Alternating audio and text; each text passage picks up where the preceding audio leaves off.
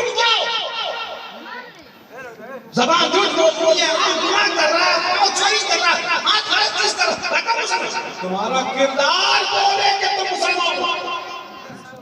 Market میں چلے تو اسلام کا اشتہار چلے کہ غیر مسلم بھائی دیکھ کر یہ سمجھے یہ مسلمان ہے, یہ ہماری بیٹی کے ساتھ, بہن کے ساتھ, بھائی کے ساتھ, ہماری تجارت کے ساتھ, ہمارے کاروبار کے ساتھ غلط نہیں کرے گا.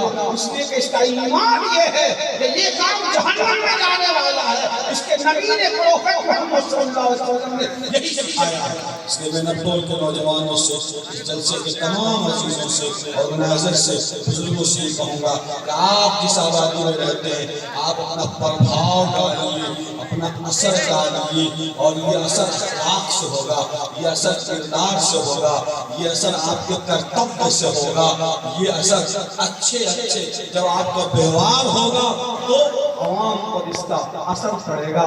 اور یہ اثر آج دنیا کتاب سے نہیں عمل سے سیکھنا چاہتا ہے, پریکٹیکل ہے, تھیوری نہیں ہے. آپ اگر پریکٹیکل مسلمان ہیں تو دنیا آپ کے قریب آئے گی, اور اگر آپ نان پریکٹیکل ہیں تو صرف تھیوری سے کوئی آدمی آپ کے قریب آنے والا نہیں ہے. سو میرے نوجوان دوستوں, اس پر توجہ دینے کی سخت ضرورت ہے. اور آخری بات یہ ہے کہ آپ اگر گلاس مانجتے رہیں گے, پلیٹ اٹھاتے رہیں گے, بنگلور میں اور دلی اور بمبے میں جا کے جری کا کام کرتے رہیں گے اور بیگ بناتے رہیں گے تو آپ ترقی نہیں کر سکتے. آپ ہر حال میں تعلیم سے جڑنا ہوگا, ایجوکیشن سے جڑنا ہوگا, ہر حال میں اپنے بچوں کو قرآن پڑھانا ہوگا.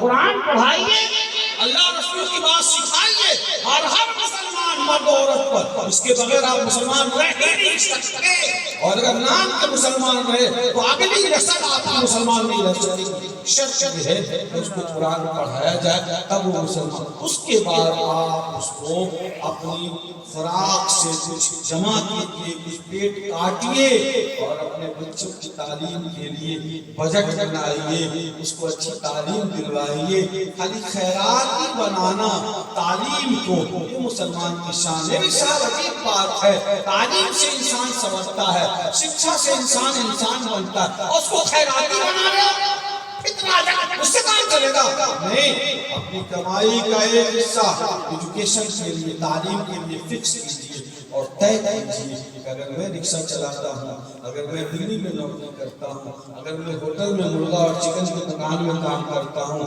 اگر میں زری کی دکان میں کام کرتا ہوں, میرا بچہ میری آمدنی سے پڑھے گا اور وہ آگے بڑھے گا.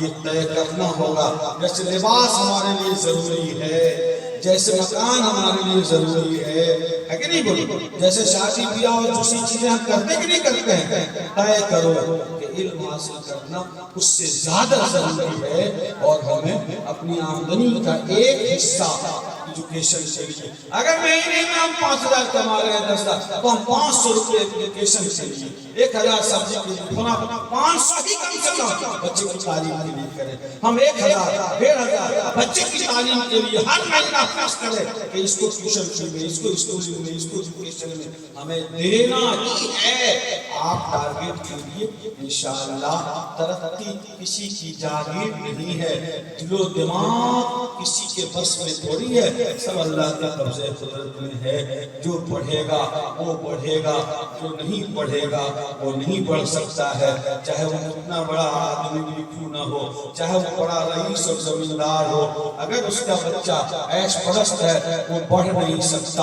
ایک کاشتکار ہے, اگر اس کا بچہ پڑھے گا تو سنو بھائی, دنیا ایک دارالاسباب ایک سسٹم سے چلتا ہے. جو کھیت جوتے گا, جو بیج ڈالے گا, جو پانی پٹائے گا, وہ فصل کھاتا ہے. آپ کھیت نہیں جوتو گے, بیج نہیں ڈالو گے, آپ کو فصل نہیں ہوگی. آپ اللہ کے بڑے نیک بندے 24 گھنٹے مسجد میں رہتے ہو, خود بخود آسمان سے آپ کے خط میں برس جائے, خود بخود آیا جتا گیا, خود بخود بوجھا وہاں کے گھر آ گیا, ایسا ہوتا ہے کیا؟ ارے بولو, یہ دنیا سسٹم سے چلتا ہے، صبح ہوتی ہے، شام ہوتی ہے، سورج نکلتا ہے، چاند نکلتا ہے، ستارے، اللہ تعالیٰ نے ایک سسٹم بنا لیا ہے، سب کا حساب کتاب ہے۔ آخرت میں دیکھیے گا فرق بدل، لیکن دنیا میں جو کرے گا وہ پڑھے گا۔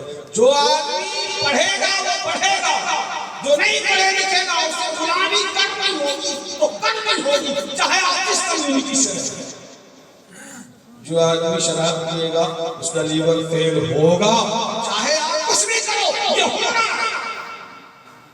جو آدمی اپنے ماں باپ کو بڑھاپے میں ستائے گا اس کو بھی اس کے بچے بڑھاپے میں دھکے مار کے گھر سے نکالیں گے، اور یہ ہو کر رہے گا، لکھ لو، یہ سب دیکھ لو۔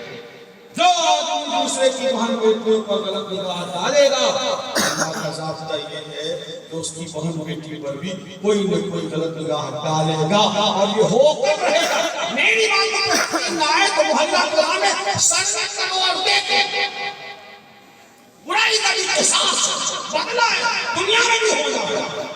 اس لیے نوجوانوں کو میں کہوں گا خاص طور پر کہ بدتمیزیوں سے اپنے آپ کو باز رکھیں۔ اگر کوئی دوسری کی بیٹی پر نگاہ ڈال رہا ہے وہ طے کر لے کہ یقیناً اللہ کا ضابطہ ایسا ہے کہ اس کی بیٹی اس کی بہن کے ساتھ ہی برائی ہوگی۔ میں نے بہت پہلے، لگتا ہے کہ 22-25 سال پہلے میں نے نواز نبوی کا ایک شعر سنا تھا کہ بد نظر اٹھنے ہی والی تھی کسی کی جانب، بد نظر اٹھنے ہی والی تھی کسی کی جانب، اپنی بیٹی کا خیال آیا تو دل کانپ گیا۔ سو میرے بھائیو، کون نوجوان ہے جو چاہتا ہے کہ اس کی بہن بیٹی کے ساتھ غلط ہو؟ کوئی نہیں چاہتا۔ ایک آدمی آیا جناب محمد رسول اللہ صلی اللہ علیہ وسلم کے دربار میں حاضر ہوا اور کہنے لگا کہ میں مسلمان ہونا چاہتا ہوں، آپ مجھے مسلمان بنا دیجیے، لیکن ایک شرط۔ کیا شرط؟ میں مسلمان ہو جاؤں گا لیکن میں برائی کی اجازت چاہتا ہوں، میں برائی کرتا ہوں۔ آقا نے فرمایا کہ سنو بیٹھو، تمہاری ماں بہن، اگر کوئی شخص تمہاری ماں اور بہن کے ساتھ غلط حرکت کرے تو تم کو کیسا لگے گا؟ واقعی کام کیا اور کرے گا کہ اس کی گردن اس کے کاندھے سے الگ کر دوں گا۔ قربان جائیے جناب محمد رسول اللہ صلی اللہ علیہ وسلم، آپ نے فرمایا کہ بیٹھو، تم جس کسی سے بھی برائی کرو گے وہ بھی تو کسی کی ماں، وہ بھی تو کسی کی بہن ہے، وہ بھی تو کسی کی بیٹی ہے۔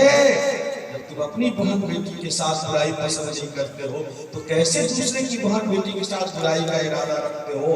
فوراً اس نے کہا یا رسول اللہ اب میں بلا شک مسلمان ہونا چاہتا ہوں۔ سو نوجوانوں کے لیے مختصر اس گفتگو میں بڑی بہت بڑا سبق ہے۔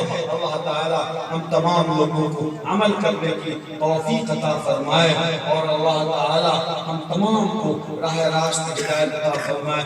اس وقت میرے پاس مجبوری بہت ہے کہ میں اس سے زیادہ آپ کو وقت دے نہیں سکتا، میں معذور ہوں۔ اللہ نے چاہا کسی موقع پر آپ لوگ محنت کریں اور مدرسے پر کھڑا کرتے ہیں بچوں کی دینی تعلیم کے لیے، تو میں انشاءاللہ کسی دوسرے موقع سے، لیکن ذوق و شوق کے ساتھ اگر آپ خود بیٹھیں گے اور ہماری بہنوں کو بٹھائیں گے تو ہم انشاءاللہ اس تفصیل کے ساتھ آپ کے درمیان بات رکھیں گے۔ اللہ تعالیٰ انہی چند باتوں کو قبول فرما لے اور ہم سبوں کو عمل کی توفیق عطا فرمائے۔ ایک بار میں پھر لکھنؤ کے تمام نوجوانوں بزرگوں کا شکریہ ادا کرتے ہوئے خاص طور پر جناب قاری ذاکر صاحب کو میں مبارکباد پیش کرتا ہوں کہ ایسی آبادی میں آپ اچھی خدمت کرنے کا ارادہ رکھتے ہیں اور لوگوں کو دین کی طرف مائل کرنے کے لیے تدبیریں کر رہے ہیں۔ اللہ آپ کو ثبات قدمی عطا فرمائے اور اللہ تعالیٰ خلوص کے ساتھ خدمت کرنے کی توفیق عطا فرمائے۔ آپ نے مجھ گنہگار کو اس لائق سمجھا اور یہاں آپ نے مدعو فرمایا، اس کے لیے میں آپ کا شکر گزار ہوں اور اللہ سے دعا گو ہوں کہ اللہ تعالیٰ ہم تمام کی مغفرت فرمائے۔ وآخر دعوانا الحمدللہ رب العالمین۔ خدا تجھے کسی طوفان سے آشنا کر دے کہ تیرے بحر کے موجوں میں اضطراب نہیں، تجھے کتاب سے ممکن نہیں فراق کے تو کتاب خواہ ہے مگر صاحب کتاب نہیں. جزاک اللہ.